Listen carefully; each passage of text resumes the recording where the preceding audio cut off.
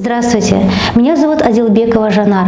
Проект, который я представляю, называется «Интерактивное обучение игре на фортепиано и нотной грамоте по программе Soft Mozart». Эффективность данной программы заключается в ее доступности для любого начинающего от 3 лет и старше. Автор программы Хелен Хайнер модифицировала нотное письмо с помощью картинок и расшифровала нотный текст. Soft Mozart сабақтары екі тілде жүргізіледі.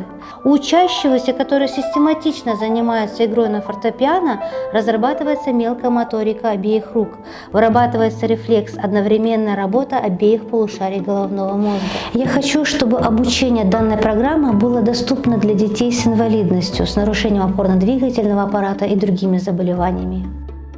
Результатом общего музыкального образования может стать поколение молодых людей, которые смогут найти применение своему огромному потенциалу в любой области деятельности.